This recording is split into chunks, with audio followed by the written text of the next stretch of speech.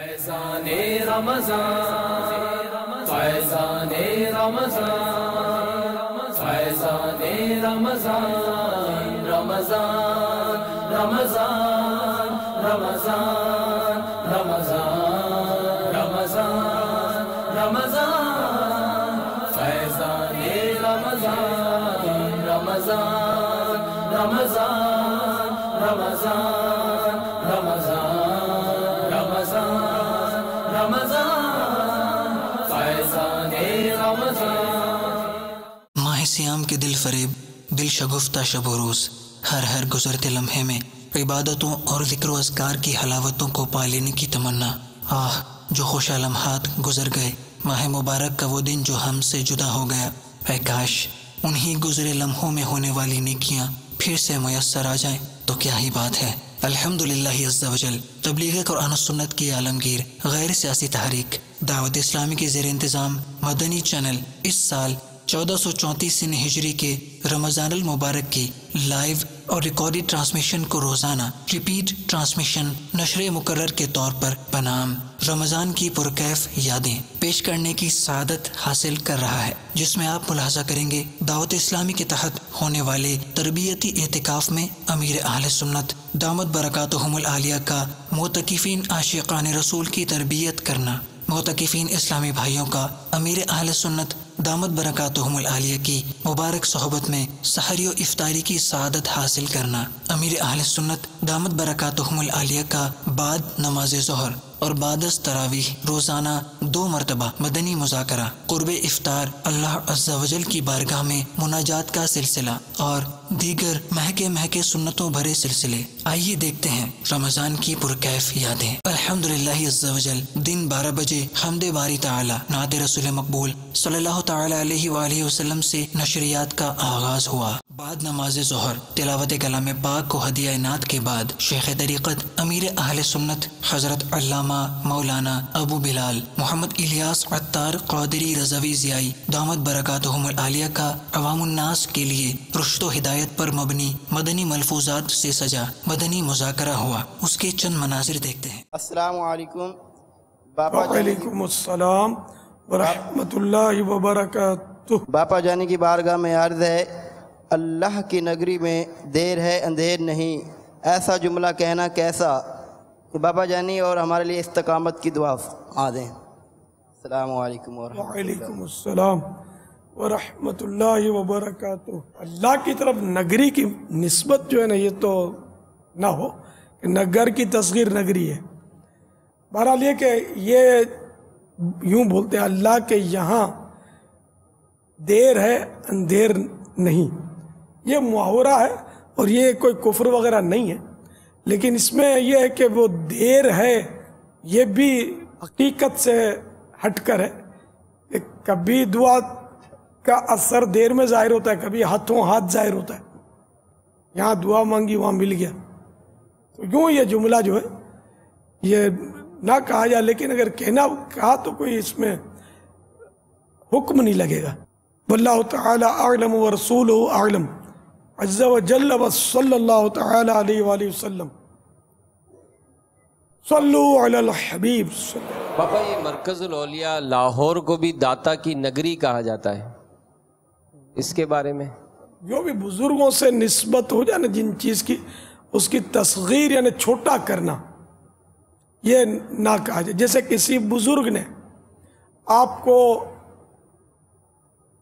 مثال کے طور پر 100 روپے دیے اور آپ کا ذہن تھا کہ مجھے 5000 ملے، تو اب آپ نے کہا کہ مجھے 100 روپلی پکڑا دی، یہ روپیے کی تصغیر روپلی، تو یہ چونکہ بزرگ نے دی ہے تو اس لیے اس نسبت سے اس کو روپلی نہ کہا جائے۔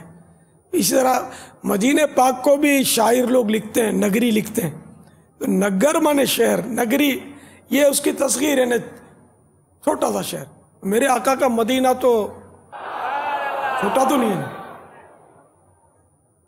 سبز گنبد محیط عالم ہے، کسی محبت والے نے کہا سبز گنبد محیط عالم ہے، محیط عالم، محیط مانے گھیرا، نے ساری دنیا کو سبز گنبد نے گھیر رکھا ہے۔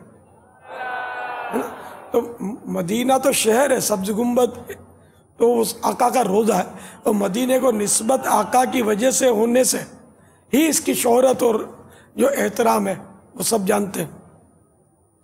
تو سبز گنبد محیط عالم ہے، ہر طرف جلوہ گر مدینہ ہے، ہر طرف جلوہ گر مدینہ ہے۔ تو یوں مدینہ کو نگری کہنے والوں، میرا مدینہ تو ساری دنیا کو گھیرے ہوئے۔ تو بہرحال یہ کہ مدینے کا اپنا رتبہ ہے۔ ایک عالم صاحب ملے تو انہوں نے بڑے عشق کی بات کی تھی، لیکن وہ میں اس کی تصدیق نہیں کر رہا کہ کوئی شرعی طور پر بھی وہ جملے کی مجھے مطلب وہ محبت کی بات کی تھی کہ پتہ نہیں یہ مدینہ جنت میں رکھا جائے گا یا جنت مدینے میں رکھی جائے گی۔ بات بڑی پسند آئی مجھے اس کی کہ یار یہ بھی مدینے کا عشق ہے کہ جنت میں مدینہ جائے گا یا جنت مدینے میں آئے گی۔ ایک محبت کی بات ہے اس کی، لیکن میں نے کہا میں اس کی تصدیق یا تکذیب کو مطلب اس کو شرعی مسئلہ نہ بنا لیا جائے۔ بھائی عشق کی باتیں ہوتی ہیں، اب جو شریعت سے نہیں ٹکراتی ہیں وہ جائز ہوتی ہیں۔ تو انہوں نے بھی جزم نہیں کیا نا کہ ایسا ہوگا کہ بھائی جنت مدینے میں رکھی جائے گی، تو ان سے دلیل مانگی جا سکتی ہے کہ وہ کہتے ہیں کہ پتہ نہیں، وہ عشق میں کہہ رہے تھے بیچارے۔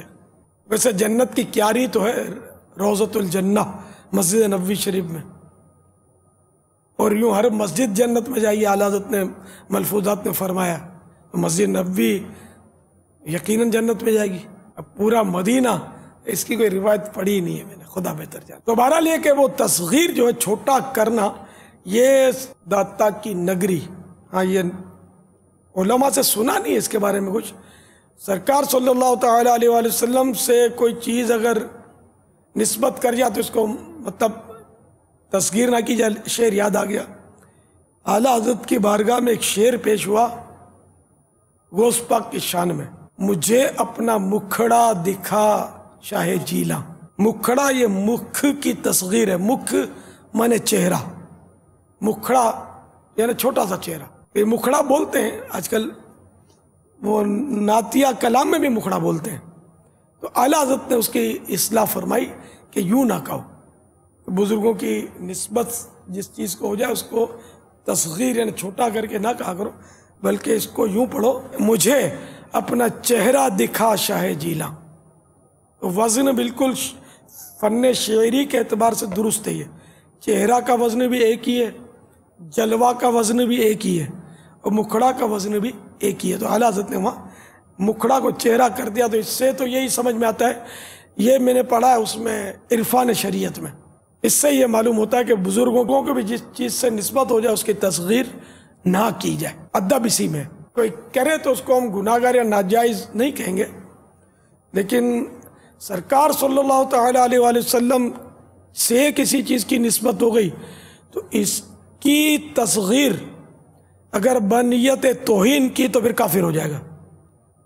یہ اس طرح کے شفا شریف بہت یوں مشہور ہے علماء میں، اس میں اس طرح کی باتیں لکھی ہوئی، بلکہ اعلیٰ حضرت نے تمہید الایمان میں لکھا ہے کہ جیسے کہ نال کی مثال دی ہے، نال کو نعیل، نال مانے جوتا شریف، سرکار صلی اللہ علیہ وسلم کا جوتا شریف، جوتی شریف بھی کہہ سکتے ہیں، جوتی تصغیر نہیں ہے، وہ سرکار صلی اللہ تعالیٰ علیہ وآلہ وسلم کی جوتی شریف کو نعیل ہے، جوتی شریف کو ہم کہتے ہیں نعل، عربی میں نعل کہتے ہیں اس کو، تو نعل کو نعیل کہنا یہ تصغیر ہے، اور اگر بنیت توہین کہا تو کافر ہو جائے گا۔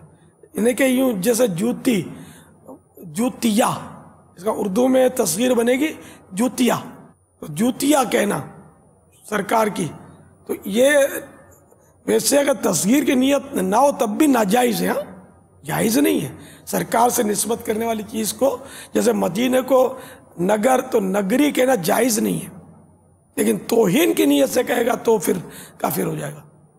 تو یہ شعراء جو لکھتے ہیں اس طرح کی باتیں، نعوذ باللہ حکم کفر نہیں دیا جائے گا کہ یہ تصور نہیں ہے کہ یہ سرکار کی کسی چیز کی توہین کریں.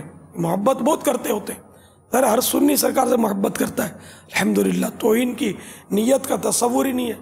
تو جب تک کسی مسلمان کے کسی قول یا فعل میں اسلام کا پہلو نکلتا ہو نا تو وہی اختیار کیا جائے گا. یعنی کہ 100 پہلو ہیں، 99 پہلو کفر کی طرف جا رہے ہوں اور ایک پہلو اسلام کی طرف نکل رہا ہو اور یہ پتہ نہ ہو کہ اس نے کون سا پہلو مراد لیا ہے، اس وقت تک اس کو کفر کا حکم نہیں لگائیں گے. ہاں اگر وہ وضاحت کر دے کہ میری مراد وہی ہے توہین کی، تو پھر چاہے 1000 پہلو اسلام کی طرف اس کے نکل رہے ہوں، اب وہ خود جب کہہ رہا ہے کہ میری نیت ہی توہین کی ہے تو کافر ہو جائے گا. اور مسلمان ایسا کہے گا نہیں کہ میں نبی کی توہین کر رہا ہوں، نعوذ باللہ. میں سمجھانے کے لیے آپ کو عرض کیا. تو اس لیے داڑھ کر کے کسی کو کفر کا فتویٰ نہیں لگانا آپ نے. یہ کوئی بھی ایسی بات ہو تو علماء سے پوچھ لینا ہے، وہ جیسا فرمائے نا اس پر عمل کرنا ہے. مدنی مذاکرے کے بعد آپ نے ملاحظہ کیا سلسلہ روشن مستقبل. مدنی چینل کے ناظرین، آج ایک مرتبہ پھر حاضر خدمت ہیں اپنے سلسلے روشن مستقبل میں، اور پیارے پیارے مدنی منع اور مدنی منیاں ہمارے ساتھ موجود ہیں. آج انشاءاللہ عزوجل مدنی منوں اور مدنی منیوں کے ساتھ مل کر جشن ولادت امیر اہل سنت منائیں گے انشاءاللہ عزوجل. آپ بھی ہمارے ساتھ سلسلے میں شامل رہیے. کیا نام ہے آپ کا؟ نام کیا ہے آپ کا؟ پیاری سی مدنی منی ہے نا، لیکن یہ کچھ بول نہیں رہی ہیں. نام کیا ہے آپ کا؟ چھوٹی ہے نا جی یہ بڑی ہو رہے گی نا یہ تب بولے گی. آپ کا نام کیا ہے؟ آپ اپنا بتا دیں اپنا نام. احمد رضا. ماشاء اللہ، یہ نام نہیں بتا رہی ہیں. چلیں آپ اپنا نام بتا دیں. یہ تو بڑی ہیں، یہ چھوٹی ہیں؟ چھوٹی یہ چھوٹی ہیں. چلیں اب دیکھتے ہیں یہ اپنا نام بتاتی ہیں نہیں بتاتی. آپ کا نام کیا ہے؟ جانا. جی جانا. جی زور سے بتائیے. زور سے کون بتائے گا اپنا نام؟ زور سے. چلیں آپ بتائیے. آپ کا نام کیا ہے؟ محمد سلے. محمد سلے. محمد سلے.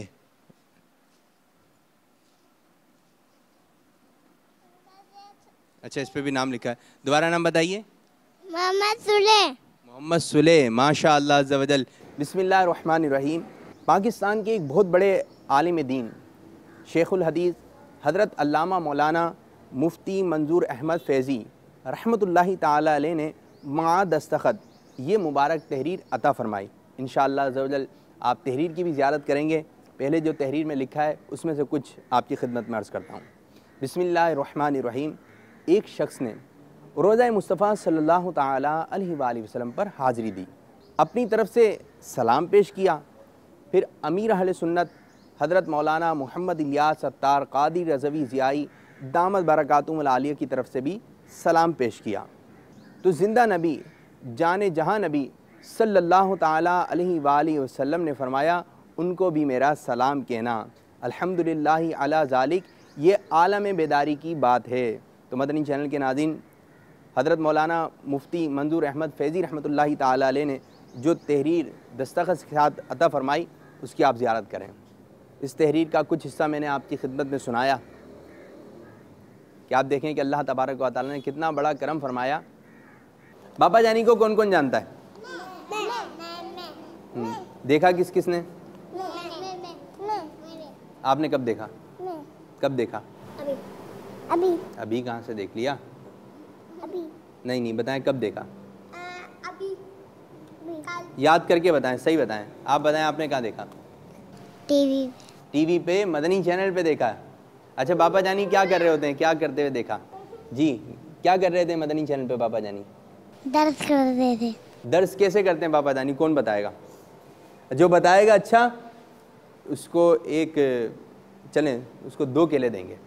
کون بتائے گا کیسے کرتے ہیں بابا جانی؟ چلیں آپ بتائیے. آپ سنیں مدنی چینل پہ بابا جانی کیسے بیان کرتے ہیں، کیسے کرتے ہیں؟ یاد نہیں ہو رہا. یاد نہیں ہو رہا تو بس یاد کریں، پھر آپ کو جو بتا دے گا کیسے بابا جانی بیان کرتے ہیں تو اس کو ملے گا. اچھا یہ بتا دیں. چلیں میرے کو بتا دیں. باپا جانی درخت لگاتے ہیں. اچھا بھائی چلیں یہ بتائیے امیر اہل سنت باپا جانی کا جو امامہ شریف ہے، ٹھیک ہے، کس کس نے دیکھا ہے؟ نہیں بھائی، آپ کو ایسے نہیں ملے گا، آپ کو اس سوال کا جواب دینا پڑے گا پہلے. کس کس کو پتہ ہے؟ دیکھا نا امام. بتائیے امیر اہل سنت باپا جانی کے امامے کا رنگ کون سا ہے؟ رنگ کون بتائے گا؟ نہیں، ہاتھ کھڑا کرنا ہے، ہاتھ کھڑا کرنا ہے جی. ہاتھ کھڑا کرنا ہے، جو ایسے نہیں بتانا. آپ آ جائیں جی، آپ آ جائیں، آ جائیں. چلیں یہ بتائیں گے ہمارے مدنی منع باپا جانی کے امامے کا رنگ کون سا ہوتا ہے؟ ہرا. گرین رنگ کون سا ہوتا ہے بتائیے؟ اس میں گرین رنگ کہاں پر ہے؟ ہرا. جی پتے پر. پتے پر ہے گرین رنگ. سبحان اللہ. کیا نام ہے آپ کا؟ محمد مرتضیٰ. مرتضیٰ نے صحیح جواب دیا. مرتضیٰ کو 2 کیلے دیے جا رہے ہیں.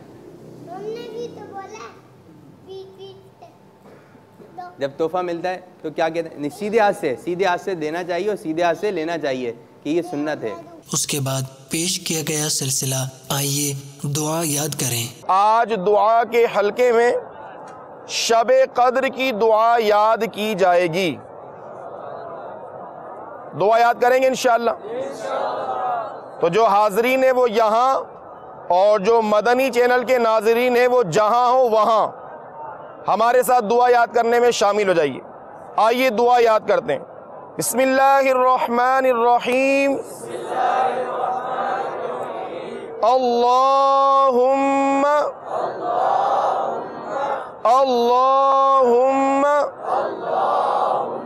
انک اللہم انک اللہم انک اللہم انک اللہم انک عفو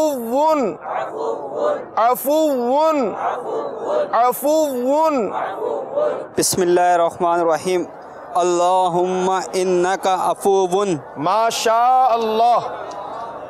اور آپ کو کیا کہنا چاہیے؟ اور آواز کتنی ہونی چاہیے؟ اللہم انکا عفو کریم کریم کریم تحب العفو تحب العفو تحب العفو. اللہم انکا عفو کریم تحب العفو تحب العفو فاعف عنی فاعف عنی. اللہم انکا عفو کریم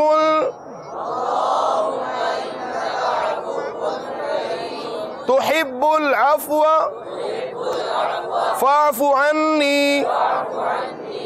اور کون سنائے گا؟ ماشاءاللہ ہمارے بیرون ملک سے بھی اسلامی بھائی تشریف لائے ہوئے ہیں. انشاءاللہ یہ بھی دعا سنائیں گے. اپنا نام، ملک کا نام اور اس کے بعد دعا. بسم اللہ الرحمن الرحیم. عبدالعزیز عباس عطاری. عطاری. ماشاءاللہ. Country name Uganda. اللہم انکا عفو کریم تحب العفو فاعف عنی. ماشاءاللہ. اس کے بعد شیخ طریقت امیر اہل سنت دامت برکاتہم العالیہ کے ہمراہ سسکیوں اور ہچکیوں کے ساتھ اللہ عز و جل کو راضی کرنے کی صحیح سلسلہ مناجات افطار کا انعقاد ہوا. افطار کا وقت بڑی رحمتوں والا وقت ہوتا ہے. اللہ تبارک و تعالی بڑا رحیم ہے، بڑا کریم ہے. حضرت سیدنا احمد بن سہل رحمۃ اللہ تعالی علیہ فرماتے ہیں، میں نے خواب میں حضرت سیدنا یحییٰ بن اقسم علیہ رحمۃ اللہ الاکرم کو دیکھ کر پوچھا اللہ نے آپ کے ساتھ کیا معاملہ فرمایا؟ تو انہوں نے جواب دیا، مجھے بلا کر ارشاد فرمایا، اے بوڑھے. میں نے عرض کی یا اللہ. سرکار صلی اللہ علیہ وسلم نے بیان فرمایا، حضرت جبریل نے مجھے یہ بتایا، اللہ تعالیٰ فرماتا ہے مجھے حیا آتی ہے کہ میں کسی سفید بالوں والے کو عذاب دوں جو اسلام میں بوڑھا ہوا ہو. اللہ ارشاد فرماتا ہے، عبد الرزاق نے سچ کہا. معمر نے سچ کہا۔ پھر اللہ نے مجھے دائیں طرف جنت میں جانے کا حکم ارشاد فرما دیا۔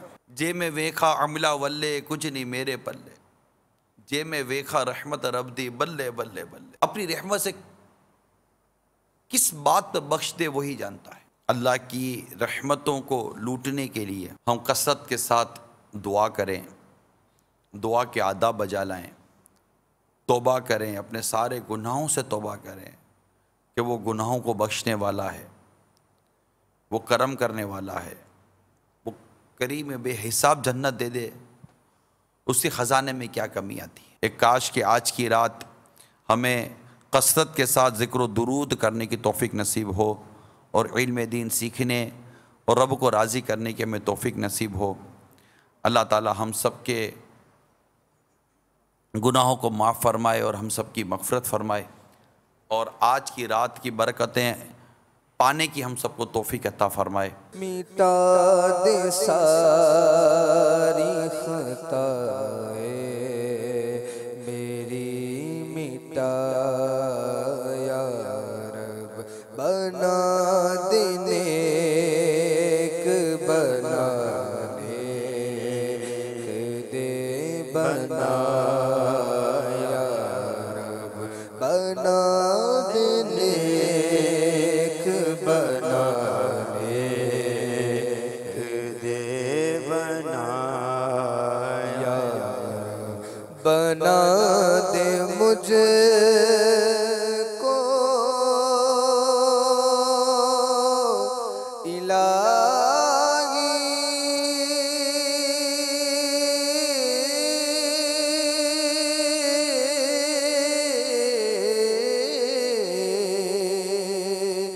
بنا دے مجھ کو الہی، خلوص کا پیکر، بنا دے مجھ کو الہی، خلوص کا پیکر، قریب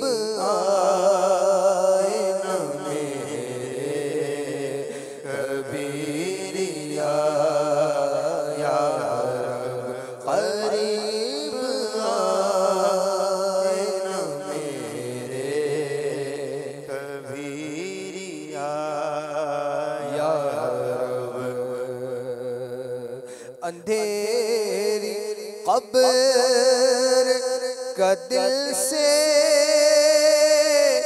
نہیں نکلتا ڈر،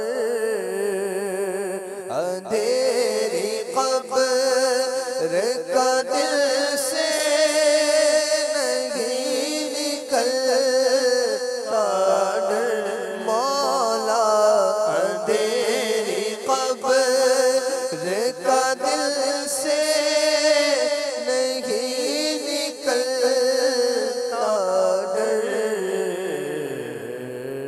کروں گا کیا جو تو ناراض ہو گیا یا رب، کروں گا کیا جو تو ناراض ہو گیا یا رب، ناراض ہوا میری ہلاکت ہوگی، ہائے میں نار جہنم میں جلوں گا یا رب، عفو کریو صدا کے لیے راضی ہو جا، عفو کریو صدا کے لیے راضی ہو جا، یہ کرم کر دے تو جنت میں رہوں گا یا رب، گناہ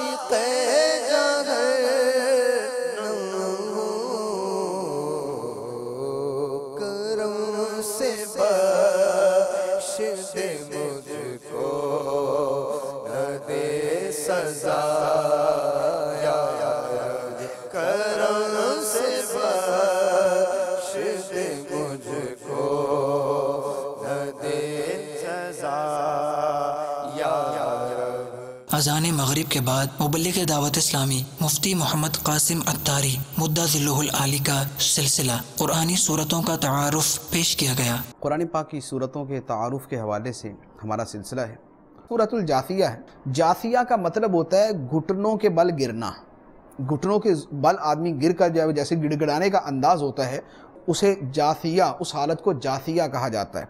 یہاں پر قیامت میں لوگوں کی جو حالت ہوگی کہ وہ گھٹنوں کے بل وہاں پر گرے ہوئے ہوں گے، اس کو بیان کیا گیا ہے، اس کی مناسبت سے اس کا نام سورۃ الجاثیہ ہے۔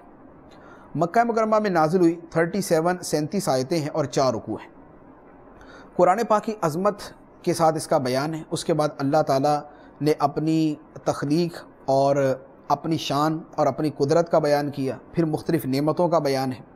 اس کے بعد اچھے برے عمل کا انجام بیان کر دیا، فرمایا جو اچھا عمل کرے اپنی ذات کے لیے، برا کرے گا تو اپنے برے کو، پھر تمہیں اپنے رب کی طرف لوٹایا جائے گا۔ تو جس نے اچھا کرنا ہے اس کی اپنی ذات کا فائدہ، جس نے برا کرنا ہے اس کی اپنی ذات کا نقصان۔ اس کے بعد بنی اسرائیل کا تذکرہ، بنی اسرائیل کو کتاب، حکمت، حکومت اور نبوت عطا کی گئی، رزق وافر مقدار میں ملا۔ پھر اس کے بعد فرمایا کہ جو اچھے عمل کرنے والا ہے اور جو برے عمل کرنے والا ہے یہ برابر نہیں ہے، یہ دونوں برابر نہیں ہو سکے۔ جیسے زندہ اور مردہ دونوں برابر نہیں ہو سکتے اور زندگی اور موت برابر نہیں ہو سکتی، اسی طرح جو ہے اچھے اور برے لوگ جو ہے یہ بھی آپس میں برابر نہیں ہو سکتے۔ ان کی زندگی اور موت دونوں برابر ہو جائیں کہ اللہ تعالیٰ دونوں کو ایک ہی طرح کا بدلہ دے، ایسا نہیں ہوگا۔ اس کے بعد کفار کے انکار قیامت کو بیان کیا۔ کفار قیامت کا انکار کرتے تھے، کہتے تھے کہ بھئی یہ دنیا کی زندگی ہی بس زندگی ہے، ہم مرتے ہیں، پیدا ہوتے ہیں اور بس، باقی یہ جو ہے کہ خالق ہے، مالک ہے، کوئی رازق ہے، کوئی پیدا کرنے والا، ایسا ہمارا کوئی تصور نہیں۔ تو اللہ تعالیٰ نے اس کے بعد پھر اپنی قدرت اور زندہ کرنے اور موت دینے کی شان کو بیان فرمایا۔ پھر اس کے بعد قیامت کا تذکرہ ہے، اور قیامت کے تذکرے کے اندر فرمایا کہ وَيَوْمَ تَقُومُ السَّاعَةُ يَوْمَئِذٍ يَخْسَرُ الْمُبْطِلُونَ، جس دن قیامت قائم ہوگی اہل باطل اس دن ہار جائیں گے، اور تم ہر گروہ کو دیکھو گے زانوں کے بل گرے ہوئے، گھٹنوں کے بل گرے ہوئے۔ ہر گروہ اپنے نامہ اعمال کی طرف بلایا جائے گا اور اسے کہا جائے گا کہ آج تمہیں تمہارے اعمال کا بدلہ دیا جائے گا، اور یہ ہمارا نوشتہ ہے، تمہارا نامہ اعمال ہے، یہ تم پر حق بولتا ہے۔ ہم تمہارے اعمال جو دنیا میں کرتے تھے وہ ہم لکھتے رہے۔ اب جو جنتی ہیں فرمایا کہ فَيُدْخِلُهُمْ رَبُّهُمْ فِي رَحْمَتِي، ان کا رب انہیں اپنی رحمت میں داخل کرے گا، اور جو جہنمی ہیں ان کے بارے میں فرمایا کہ یہ جہنم میں داخل ہوں گے۔ اس کے بعد کفار جو اللہ کی آیتوں کا اور اس کے عذاب کا مذاق اڑاتے تھے، اللہ تعالیٰ نے اس کا بیان کیا۔ پھر اس کے بعد اللہ تعالیٰ کی حمد کا بیان ہے، فَلِلَّهِ الْحَمْدُ رَبِّ السَّمَاوَاتِ وَرَبِّ الْأَرْضِ رَبِّ الْعَالَمِينَ وَلَهُ الْكِبْرِيَاءُ فِي السَّمَاوَاتِ وَالْأَرْضِ وَهُوَ الْعَزِيزُ الْحَكِيمُ۔ تو اللہ ہی کے لیے سب خوبیاں ہیں، آسمانوں کا رب اور زمین کا رب اور سارے جہاں کا رب، اور اسی کے لیے بڑائی ہے آسمانوں اور زمین میں، اور وہی عزت و حکمت والا ہے۔ اس کے اوپر اس سورت کا اختتام۔ اس کے بعد سورۃ الاحقاف ہے۔ احقاف جو ہے یہ ایک علاقے کا نام ہے، ایک علاقے کا نام احقاف ہے جہاں پر قوم عاد بستی تھی۔ تو اس صورت میں قوم عاد کا تذکرہ اور احقاف علاقے کا تذکرہ ہے، تو اس کی مناسبت سے اس کا نام سورۃ الاحقاف۔ مکہ مکرمہ میں نازل ہوئی، 35 اس میں آیتیں ہیں اور 4 رکوع۔ قرآن پاک کے نزول کے بیان کے ساتھ اس کی ابتدا ہے۔ اس کے بعد شرک اور قیامت کے دن جو مشرکوں کی حالت ہوگی اس کا بیان ہے۔ اس کے بعد اچھے اور برے لوگوں کا بیان ہے۔ اچھے لوگوں کا بیان کیا کہ وہ لوگ جو کہتے ہیں ہمارا رب اللہ ہے، یعنی ایمان لاتے ہیں اور پھر اس پر ثابت قدم رہتے ہیں، ایمان پر انہیں استقامت نصیب ہوتی ہے۔ قیامت کے دن ان پر نہ خوف نہ انہیں کوئی غم، جنتی ہیں، ہمیشہ اس میں رہیں گے اپنے اعمال کے بدلے میں۔ اب اللہ تعالیٰ فرماتا ہے کہ انسان کو ہم نے اس کے والدین کے ساتھ بھلائی کرنے کا حکم دیا، ماں باپ کے ساتھ اچھا سلوک کریں۔ پھر فرمایا کہ اس کی ماں جو ہے اس کو بڑی تکلیف سے اپنے پیٹ میں رکھتی ہے، جنم دیتی ہے، پھر آگے دودھ پلانے کا مرحلہ ہے۔ تو یہ سارے کے سارے مراحل جو ہیں یہ تقاضا کرتے ہیں کہ ماں باپ کی خدمت کی جائے، ان کی اطاعت کی جائے اور ان کو زیادہ سے زیادہ آرام و سکون پہنچایا جائے۔ پھر اللہ تعالیٰ فرماتا ہے کہ اچھے عمل کرنے والوں سے ہم ان کی نیکیاں قبول کرتے ہیں اور ان کے گناہوں سے درگزر فرماتے ہیں اور انہیں جنت کے اندر داخلہ دیتے ہیں۔ تو ایک طرف والدین کے فرما بردار ہیں اور دوسری طرف والدین کے نافرمان۔ نافرمان کون ہیں؟ جو اپنے ماں باپ سے کہتے ہیں کہ اف تم سے دل پک گیا، یعنی ہم تم سے اکتا گئے ہیں، کیا جو ہے نا وہ، یعنی اب جو ان کی پھر وہ چیزیں، اگر یعنی کوئی باپ بیمار ہے یا وہ کھانستا رہتا ہے ساری رات، تو اب اس کو جو ہے اپنے دل میں یہ سوچنا، زبان سے کہنا کہ ہمارا دل جو ہے نا تم سے بیزار ہو گیا، تنگ آ گئے ہم تم سے۔ تو یہ جو طرز عمل ہے یہ کسی بھی طرح کسی بھی مومن کے شایان شان نہیں۔ والدین جس عمر کو بھی پہنچ جائے، ان کی جیسی بھی حالت ہو، بہر صورت ان کی خدمت کرنے کا حکم ہے۔ اس سلسلے کے بعد آپ نے ملاحظہ کیا مبلغ دعوت اسلامی و نگرانی مرکزی مجلس شورا حضرت مولانا ابو حامد حاجی محمد عمران اتاری مدہ ذلہ العالی کا سلسلہ مدنی پھولوں کی مدنی مہک۔ شاہ عبدالعزیز محدث دہلوی رحمۃ اللہ تعالیٰ علیہ بھی فرماتے ہیں کہ شب قدر رمضان شریف کی 27ویں رات ہی کو ہوتی ہے، کہ لیلۃ القدر کا لفظ 9 حروف پر مشتمل ہے، اور یہ کلمہ سورہ قدر میں 3 مرتبہ استعمال کیا گیا۔ اس طرح 3 کو 9 سے ضرب دیتے ہیں تو 27 آتا ہے، نتیجہ 27 نکلتا ہے۔ تو جو اس بات کی طرف اشارہ ہے کہ شب قدر 27 کو ہوتی ہے۔ اس سورہ مبارکہ میں 30 کلمات یعنی 30 الفاظ ہیں، 27 کلمہ ہیا ہے جس کا مرکز لیلۃ القدر ہے۔ گویا اللہ تعالیٰ کی طرف سے نیک لوگوں کے لیے اشارہ ہے کہ رمضان مبارک کی 27ویں کو شب قدر ہوتی ہے۔ یہ بڑی بابرکت اور عظمتوں والی رات ہے۔ امیر المومنین مولا علی کرم اللہ تعالیٰ وجہ الکریم فرماتے ہیں جو کوئی شب قدر میں سورہ قدر 7 بار پڑھتا ہے، اللہ تعالیٰ اسے ہر بلا سے محفوظ فرما دیتا ہے، اور 70,000 فرشتے اس کے لیے جنت کی دعا کرتے ہیں۔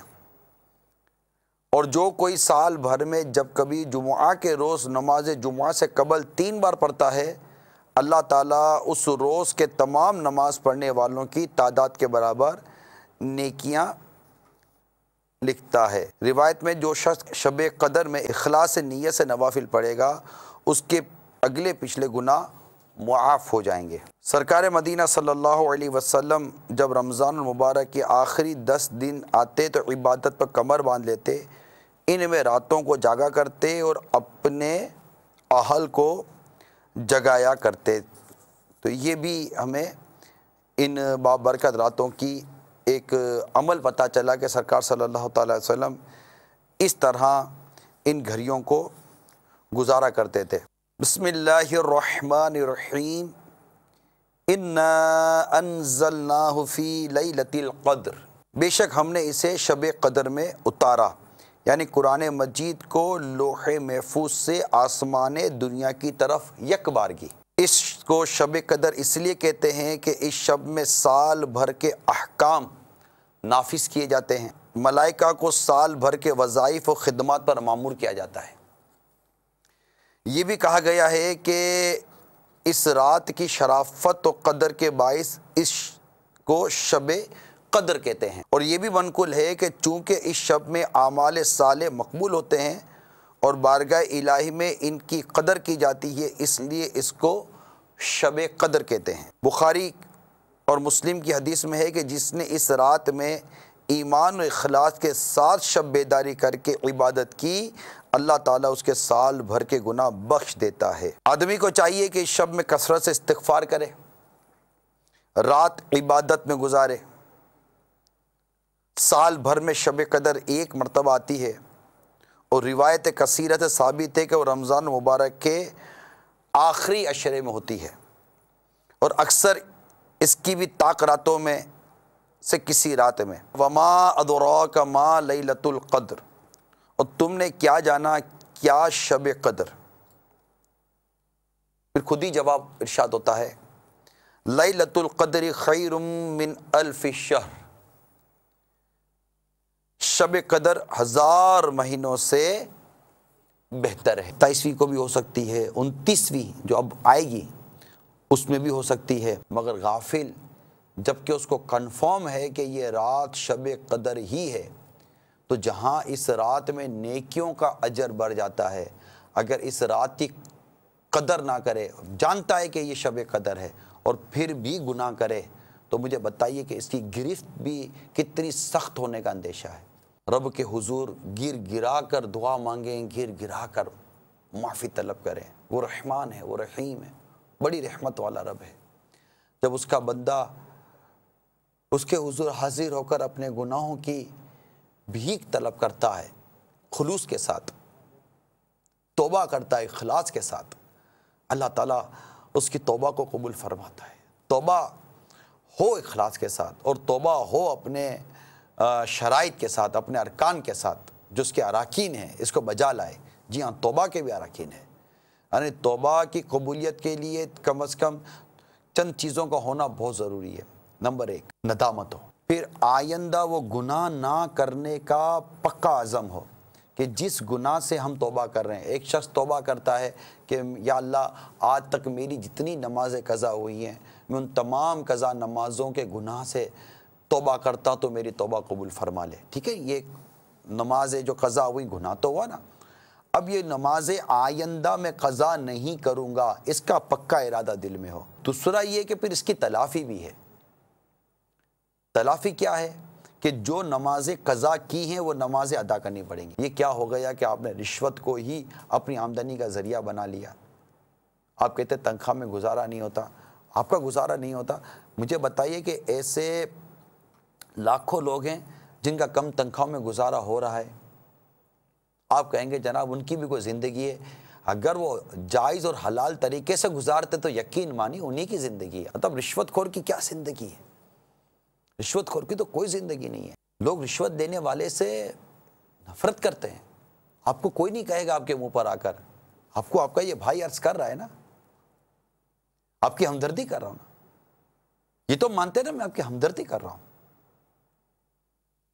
کہیں یہ رشوت کا گناہ جہنم کی آگ میں نہ جلاتے، توبہ کر لیں اور جو اس کے شرعی تقاضے پورے کریں کہ اب کیا کرنا ہے، میں نے رشوت تو لے لی ہے، رشوت سے سب کچھ بنا لیا۔ دنیا مومن کے لیے قید خانہ ہے، کافر کے لیے جنت ہے۔ یہ کیا بات ہوئی کہ رشوت لوں گا یعنی رب کی نافرمانی کروں گا، حرام کام کروں گا تبھی میرا گزارا ہوگا؟ تم نے رشوت پر بھروسہ کیا، تم نے اللہ کی رحمت پر بھروسہ نہیں کیا۔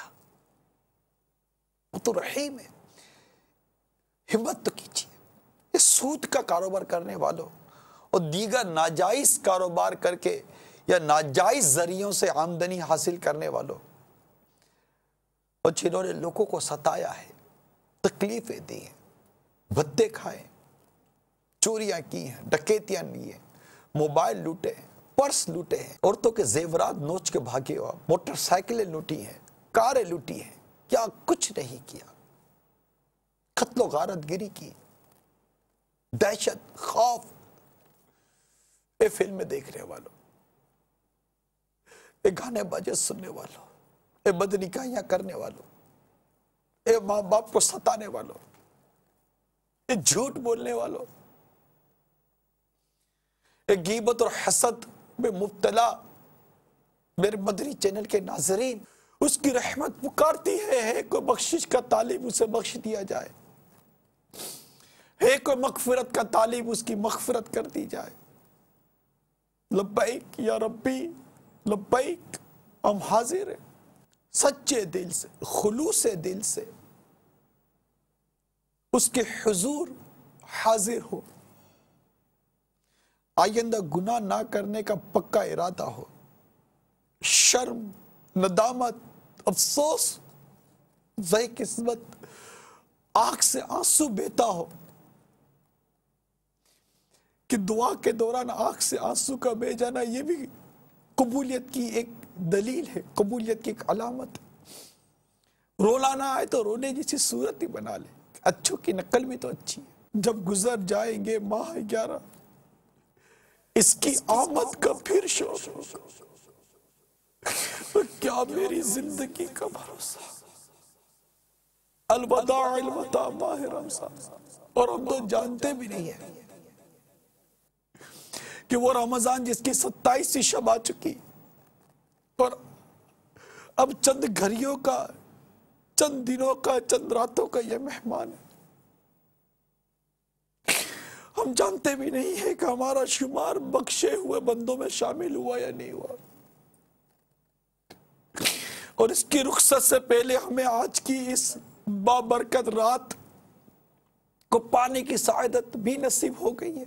تو کیا کوئی عقل مند ہوگا جو اس رات کو غفلت میں گوائے گا؟ اے میرے آقا صلی اللہ تعالی وسلم کے پیارے پیارے امتیوں، اے عاشقان رسول، اس رات کو غفلت میں گزاریں گے؟ نہ، نہ، بالکل نہیں، بالکل نہیں. قرآن کی تلاوت کریں گے، استغفار کریں گے، ذکر و اذکار کریں گے، اپنے رب کو رو رو کر راضی کریں گے. نیت المؤمن خیر من عملہ، مسلمان کی نیت اس کے عمل سے بہتر ہے. نیت انسان کو جنت میں داخل کرے گی. آئیے اچھی اچھی نیتیں کرتے ہیں. کھانے کے بعد کا وضو کروں گا. عبادت پر قوت حاصل کرنے کے لیے کھاؤں گا، پیوں گا، خواہش سے کم کھاؤں گا. اول آخر نمک یا نمکین استعمال کروں گا. حتی الامکان سنت کے مطابق کھاؤں گا، پیوں گا.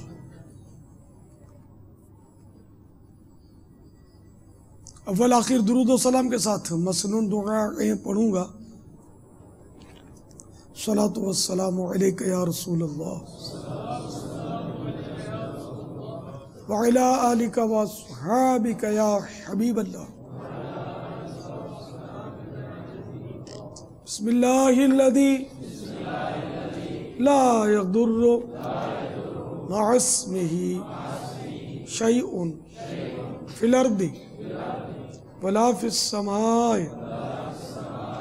وهو السمیع العلیم. بسم اللہ وعلی برکت اللہ. صلاۃ والسلام علیک یا نبی اللہ وعلی آلک واصحابک یا نور اللہ. نعمتیں بانٹتا جس سمت وہ ذیشان گیا. نعمتیں بانٹتا جس سمت وہ ذیشان گیا. ساتھ ہی منشی رحمت کا قلم دان گیا. ساتھ ہی منشی رحمت کا قلم دان گیا. نعمتیں بانٹتا جس سمت وہ ذیشان گیا. نعمتیں بانٹتا جس سمت وہ ذیشان گیا. ساتھ ہی منشی رحمت کا قلم دان گیا. ساتھ ہی منشی رحمت کا قلم دان گیا. نعمتیں بانٹتا جس سمت وہ ذیشان گیا. ساتھ ہی منشی رحمت کا قلم دان گیا. صلاۃ والسلام علیک یا رسول اللہ وعلی آلک واصحابک یا حبیب اللہ. अल्हम्दुलिल्लाहिल्लज़ी अत'अमना वसक़ाना वजअलना मुस्लिमीन अल्लाहुम्मा अत'इम मन अत'अमनी वस्क़ि मन सक़ानी अल्लाहुम्मा बारिक लना फीही वअत'इमना खैरम मिन्हु अल्हम्दुलिल्लाहिल्लज़ी हुवा अशबअना व अरवाना व अनअमा अलैना वफ़दल अल्हम्दुलिल्लाहिल्लज़ी अत'अमनी हादा व रज़क़नीही मिन गैरि हौलिन मिन्नी वला कुव्वह सलातु वस्सलामु अलैका या नबी अल्लाह व अला आलिका व अस्हाबिका या नूर अल्लाह। फिर आपने मुलाहजा किया शेख तरीक़त अमीर अहल सुन्नत हज़रत अल्लामा मौलाना अबू बिलाल मोहम्मद इलियास अत्तार क़ादिरी रज़वी ज़ियाई दामत बरकातुहुमुल आलिया का इल्म हिकमत से मुज़य्यन मदनी मुज़ाकरा। मेरा नाम जुल्फ़िकार अहमद है।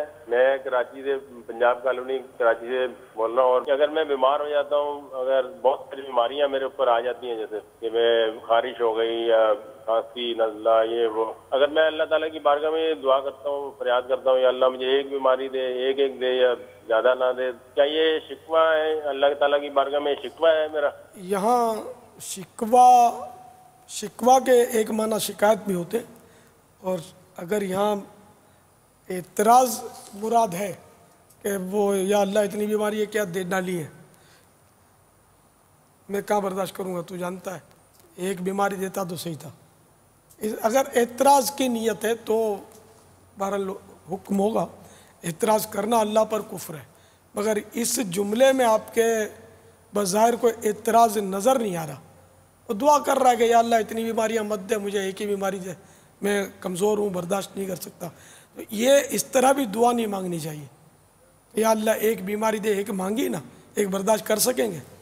नहीं, एक बीमारी मिली और फिर वो लंबी चली तो इनमें से बुखार छांटी होकर रहेगी आपके पास, क्या करोगे? सारे दुनिया के कारोबार रुक जाएंगे। या नज़ला ही रुक गया तो फिर जो मतलब आपको फिर बोलना पड़ेगा कि मेरे बाल नज़ले में सफ़ेद हो गए। तो इसलिए अल्लाह ताला से आफ़ियत तलब करनी चाहिए कि या अल्लाह मुझे बीमारियों से महफूज फरमा। जो खुदा कई बीमारियों से बचा सकता, वो एक जो मांग रहे हैं उससे भी बचा सकता है। कोई ये कहे कि रमज़ान के महीने में गुनाह लिखने वाले फरिश्ते आराम कर रहे हैं, तो गुनाह करके उनके आराम में खलल मत डालो और उन्हें रेस्ट करने दो। प्यारे बाबा जान, ऐसा जुमला, ऐसे जुमले कहना क्या दुरुस्त है? बराए करम इरशाद फरमाइए। ये दोपहर को भी सवाल हुआ था तो हमने इसको जवाब नहीं दिया था, मुफ्ती साहब से पूछ लिया। इसका जवाब इस तरह मिला है कि ये जुमला कुफ्र तो नहीं है, अलबत्ता ये नाजायज़ है। हाँ, अगर यहाँ फरिश्तों का मजाक उड़ाने वाली आगे पीछे कोई सी गुफ्तगू में सूरत है तो फिर उसके अहकामात मुरतब होंगे। कि फरिश्तों का मजाक उड़ाना कुफ्र है, लेकिन इस जुमले में मजाक उड़ाना पाया नहीं जा रहा, बस जहालत की बात है। क्योंकि फरिश्ते जो है ना, ये ना थकते हैं, ना रेस्ट की ज़रूरत होती है इनको सोने की, या इस तरह की कोई खाने पीने की हाजत नहीं होती। नीज़ यह कि ये अल्लाह ताला की नाफरमानी करते ही नहीं है, इन्हें जो हुक्म दिया गया वो बजा लाते हैं। तब किरामन कातिबीन को हुक्म दिया गया तुम लिखो, तो ये लिखने से उकताते नहीं हैं, इन्हें जो भी गुनाह सवाब जो लिखते हैं वह लिखते ही हैं। तो इसलिए ये माज़अल्लाह ये कहना कि इनको रेस्ट दो, तो ये जुमला दुरुस्त नहीं है। कहने इस तरह के जुमले जायज़ नहीं है। फरिश्तों के मामले में बाद लोग और भी बहुत कुछ बोल देते हैं, तो माज़अल्लाह वो बहुत ज़्यादा ज़बान को मोहतात रखने की हाजत है। इस सिलसिले में कुफ्रिया कलेमात के बारे में सवाल जवाब, ये کتاب آپ ضرور پڑھیے، اس میں باقاعدہ ایک باب ہے فرشتوں کے تعلق سے بھی غالباً، کہ فرشتوں کے بارے میں الٹا سیدھا جو بولتے ہیں تو اس کے بھی احکامات لکھے ہوئے ہیں۔ تو یہ کہ فرشتے بہرحال یہ کہ اللہ جو حکم دیتا ہے کرتے ہیں، کرامن کاتبین یعلمون ما تفعلون، بزرگی والے لکھنے والے فرشتے جو تم کرتے ہو وہ جانتے ہیں، تو ان کا کام ہوتا ہے۔ رمضان میں ویسے گناہ بند بھی نہیں ہوتے، نہ فرشتوں کی اس طرح کی چھٹیاں کوئی منقول ہیں، تو اس طرح کی باتیں نہیں کرنی چاہیے۔ اللہ کرے کہ ہماری عادت پڑ جائے پہلے تولو بعد میں بولو والی، زبان کا حقیقی معنی میں قفل مدینہ ہم سب کو نصیب ہو جائے۔ ابھی گویا کل ہی کی بات ہے کہ وہ ایک شور اٹھا تھا، رمضان کا چاند نظر آ گیا، ہر طرف خوشی کے شادیانے بجنے لگے، مسرت کی چاروں طرف لہر دوڑ گئی، مسجدیں آباد ہوئیں، روزہ داروں نے سحری افطاری کی تیاریاں شروع کیں، نیک لوگ نیکیوں میں لگ گئے، زور گناہ کم ہوا، نمازوں کا جذبہ بڑھا، عبادت کا ذوق و شوق اور تلاوت کا شوق مزید ہوا، عشر رحمت آیا، رحمتیں بانٹتا رہا، دیکھتے ہی دیکھتے رخصت ہو گیا۔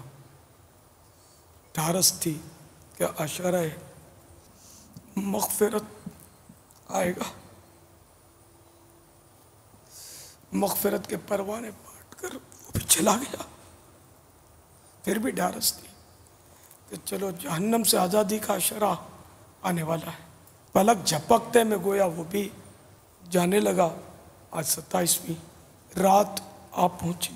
آہ کیا ماہ مبارک ہم سے ہوتا ہے جدا، آہ کیسا منبع برکات دنیا سے چلا، آہ جب اس میں نہیں ہم سے ہوئی طاعت ادا،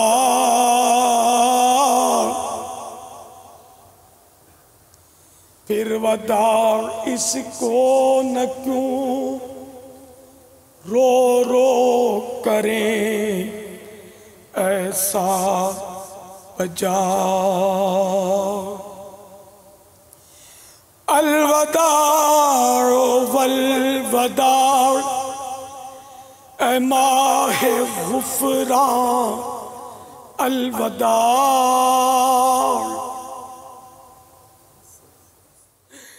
حسرتا و حسرتا اے ماہ رمضان، الوداع،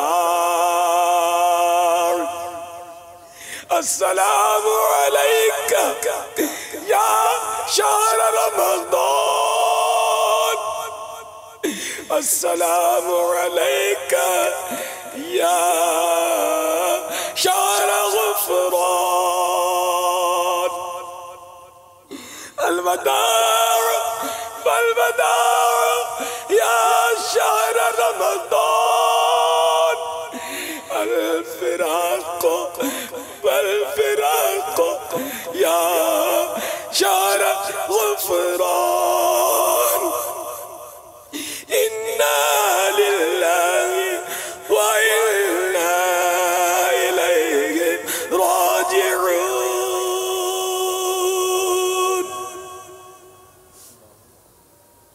मदनी मुज़ाकरे के बाद आपने देखा सिलसिला फैज़ान सहरी। भाई साहब, मेरा जहन आज था जिस मौजू पर बात करने का, वो आपकी बारगाह में पेश कर देता हूँ कि आज अल्हम्दुलिल्लाह जैसे 27वीं रमज़ान मुबारक की मुबारक शब, इस रात में मुसलमानों का एक अल्हम्दुलिल्लाह एक अमल हमने जो देखा है कि माइल होते हैं इबादतों की तरफ। फिर दावत इस्लामी की जो एफ़र्ट हैं इस्लाह मुआशरा के लिए, जगह जगह इज्तिमात होते हैं और नौजवान बच्चे बूढ़े मस्जिदों का रुख करते हैं, गिरिया उजारी होती है, रब की बारगाह में इल्तिजाएँ होती हैं।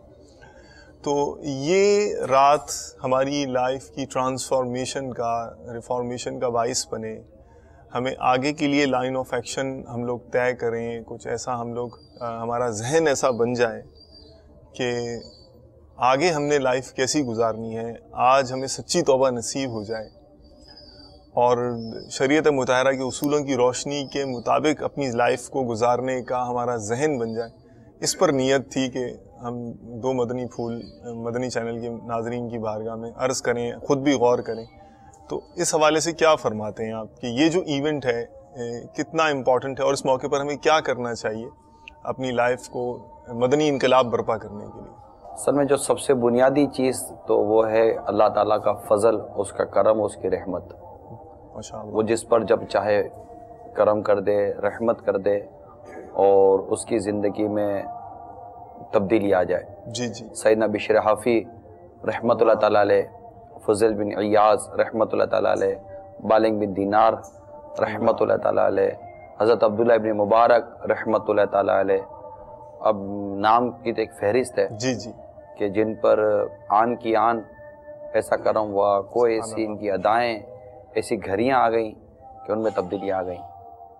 बुनियादी बात एक और यही होती है कि हमें खुद संजीदा होना पड़ता है।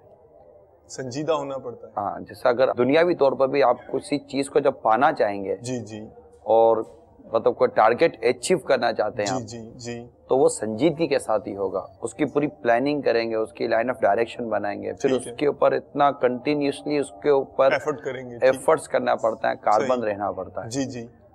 तो उमूमन इस तरह के इज्तिमात या आशिकान रसूल की सोबतें, इस तरह की जो रातें आती हैं, घड़ियाँ आती हैं, और ये साल में एक बार नहीं है। अगरचे ये 27 शब एक ही बार है, या लैलतुल क़द्र की बात करें तो वो इस माह से ख़ास है, इस माह से भी आखिरी अशरे और आखिरी अशरे में भी उसकी ताक रातों से ख़ास है। लेकिन अगर ओवरऑल आप देखें जी तो अल्लाह तबारक व तआला के करम से हमें साल भर में ईद उल फितर भी नसीब होती है।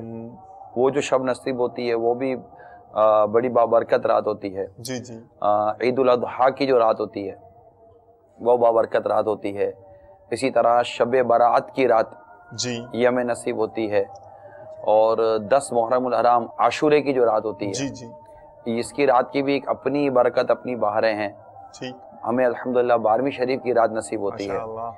तो यूँ अगर हम ओवरऑल देखें तो पूरे साल भर में इस तरह के मौके और यूँ समझिए कि कुदरती तौर पर हमें रब्बे करीम की रहमत से वो घड़ियाँ, वो सातें नसीब होती हैं कि हमें मतलब कि ऑटोमेटिकली एक मोटिवेशन मिलती रहती है। जुमतुल वदा ले लीजिए, ये एक अलग से उसकी एक कैफियत है।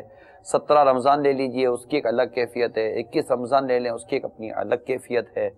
पहली रमज़ान ले लें तो गौसे पाक की विलादत की तारीख, उसकी अलग कैफियत है।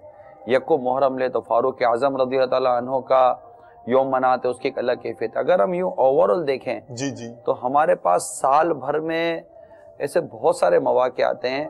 27वीं शब देख लीजिए, शब मेराज देख लीजिए, इसमें लाखों लाख और कहें तो करोड़ों आशिकान रसूल, आशिकान मेराज, आशिकान मीलाद एहतिमाम करते हैं और बाकायदा एहतिमाम के साथ मस्जिद का रुख करते हैं।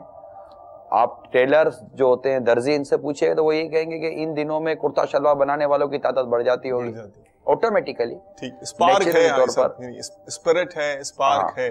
टोपियां ज्यादा बिकती होंगी, सही, कुछ मिसवाक ज्यादा बिक जाती होंगी। इत्तर की दुकानों पर जाकर देखिए तो इत्तर आमतौर पर लोग इत्तर को खास मजहबी तौर पर इस्तेमाल करने का रुझान मौजूद है। सही। तो खास इत्तर की दुकान वालों को देख लीजिए कि आप किस सीजन में इस तरह की चीजें जमा करते हैं। अगरबत्ती वालों को पूछ लीजिए तो वो आपको बताएंगे किस वक्त। تو یہ کچھ مذہبی طور پر ایک ٹچ ہوتا ہے، مذہبی مائنڈ جب بنتا ہے یا مذہبی طور پر کچھ کرنے کا مائنڈ بنتا ہے تو یہ کچھ اس کی لوازمات ٹائپ کی چیزیں سمجھیے وہ لے کر اس کو کیا جاتا ہے. صحیح. تو یہ وہ راتیں ہوتی ہیں، یہ وہ گھڑیاں ہوتی ہیں جن پر ہم کو سنجیدہ بار بار رہنے کا موقع ملتا ہے. ہمارے ملک کی بات کرو تو اب صرف ہم آتے ہیں اس ٹائم پر جب خطبہ کا وقت آتا ہے. ہم باقاعدہ عاشقان رسول کا آ کر سنت و بھرا بیان سنیں. آپ کو دعوت اسلامی کے ماحول کی بات کرو تو جمعرات کو ہفتہ وار اجتماعات ہوتے ہیں. آئیے، ہر تیسرے میں 3 دن مدنی قافلہ کم از کم ہوتا ہے. سفر کیجئے. آپ بولیں گے یار یہ بھی ہفتے اور وہ ماہانہ بات ہے، کچھ روز کا سلسلہ ہو تو روز کا سلسلہ بھی لیجیے. مدرسۃ المدینہ بالیگان میں شرکت کیجیے آپ.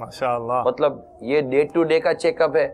میں نے آپ کو ویکلی چیک اپ بھی دے دیا اور آپ کے لیے منتھلی بھی تھوڑا سا مطلب کہ وہ پراپرلی ایک تھوڑا سا ایڈمٹ ٹائپ کا بھی چیک اپ ہوگا کہ آپ مدنی قافلے میں جا کر مسجد میں قیام کریں اور وہ دیکھیں نصیب ہوتی ہیں. ماشاءاللہ.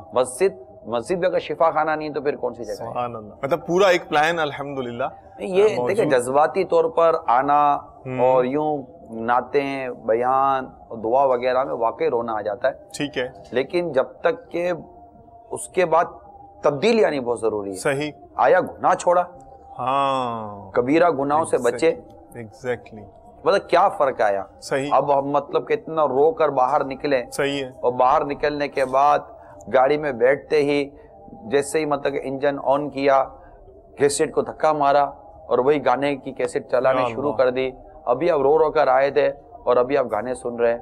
ابھی گھر پر آئے، ٹی وی آن کیا اور ٹی وی آن کرتے ہی بے پردہ عورتوں کو دیکھنا شروع کر دیا، اجنبی عورتوں کو دیکھنا شروع کر دیا.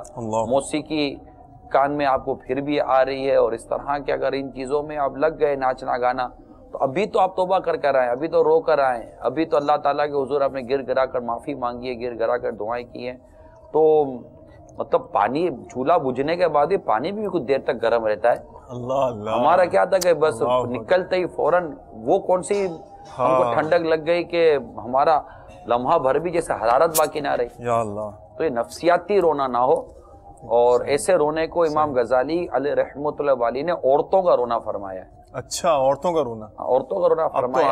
ایسا ہم تو اب یہ ایسا کیفیت تو ہم تو سمجھتے ہیں بڑی سعادت ہو گئی اور یہ کوئی ٹیسٹ ہے. خدا سے رونا سعادت کی بات ہے، لیکن اس کے بعد کے جو ثمرات ہے ظاہر ہے کہ یہ ایک روایتیں ہیں، مگر روایتوں کے آگے جو شروحات لکھی گئی ہیں جو امام غزالی علیہ رحمۃ اللہ علیہ نے لکھا، جو اور دیگر محدثین اور شارحین اور علماء کاملین جو لکھتے آ رہے ہیں، علماء ربانیین اپنے اپنے جو مدنی پھول دیتے آ رہے ہیں، اگر ان کا مطالعہ کرتے ہیں تو ان سے واضح طور پر ہوتا ہے کہ گناہ چھوڑنا مین چیز ہے. گناہ چھوڑے، کبیرہ سے بچے، اور اگر بات تقاضۂ بشریت گناہ ہو جائے، خطا ہو جائے، اس طرح کوئی اللہ کی نافرمانی ہو جائے تو دوبارہ توبہ کرے. امام غزالی رحمۃ اللہ تعالیٰ نے بڑا پیارا مدنی پھول عطا فرمایا ہے.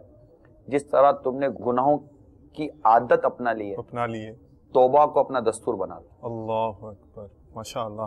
پھر پیش کیا گیا سلسلہ بلیسنگز آف رمضان. اعوذ باللہ من الشیطان الرجیم، بسم اللہ الرحمن الرحیم. ما كان للمشركين أن يعمروا مساجد الله شاهدين على أنفسهم بالكفر أولئك حبطت أعمالهم وفي النار هم خالدون.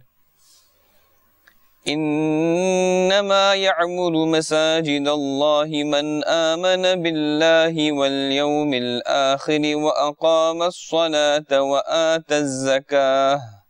The polytheists have no right to visit the mosque of Allah, bearing witness of their infidelity against themselves. Their entire deeds are destroyed and they shall remain in the fire of hell forever. Only they shall inhabit the mosques of Allah who believe in Allah and the last day, and who establish prayer and pay the poor due.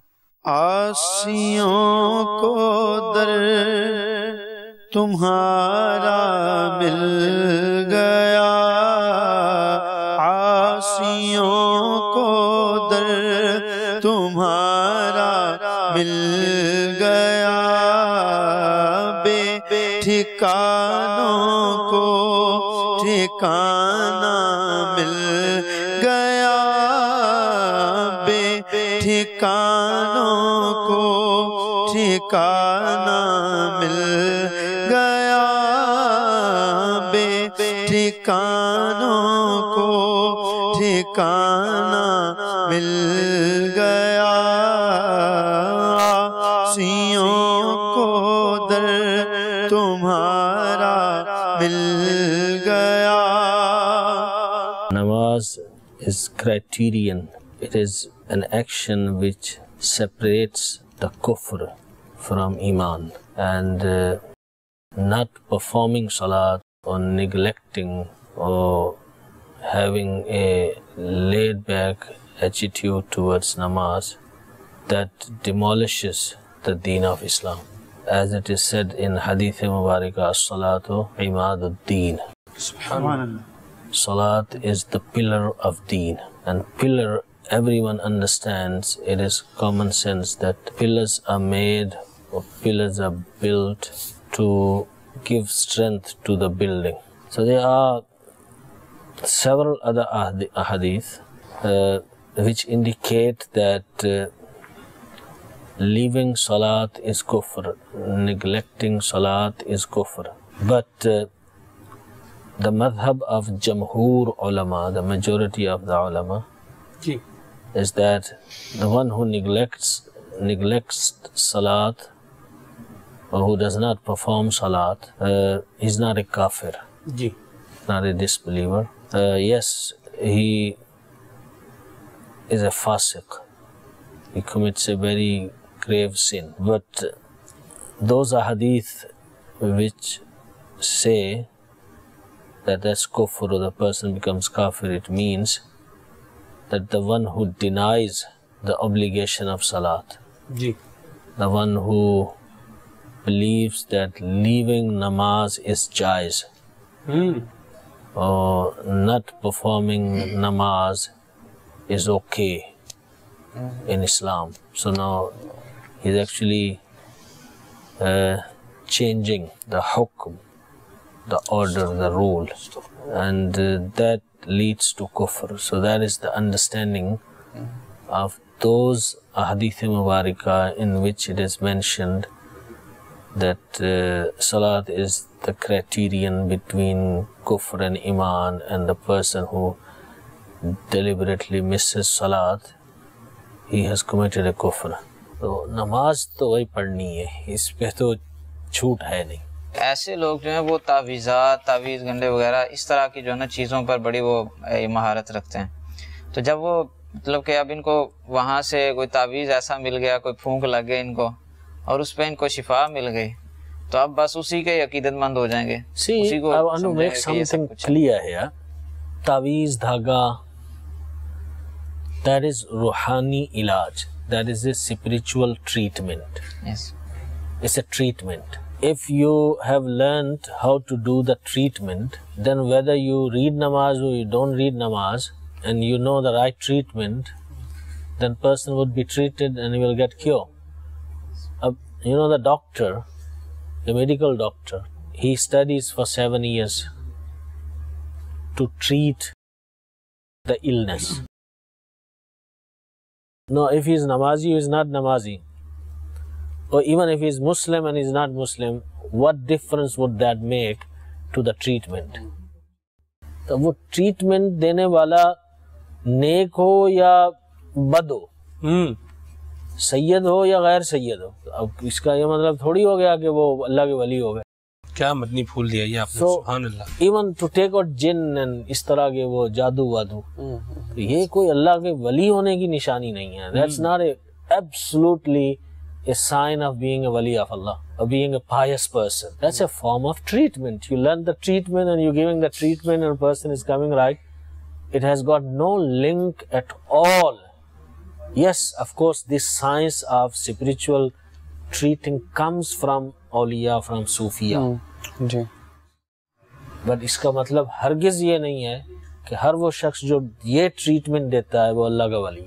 اور آخر میں پیش کیا گیا رمضان المبارک کی مناسبت سے عربی اور اردو زبان میں سلسلہ فیضان رمضان۔ اہلا و مرحبا بکم فی سلسلتنا المتواصلہ، واليوم ان شاء اللہ نتحدث في هذه الحلقة عن اعتكاف، كما أنا بينت نوايا للاعتكاف وأقسام للاعتكاف وأيضا أزهار المدينة للاعتكاف.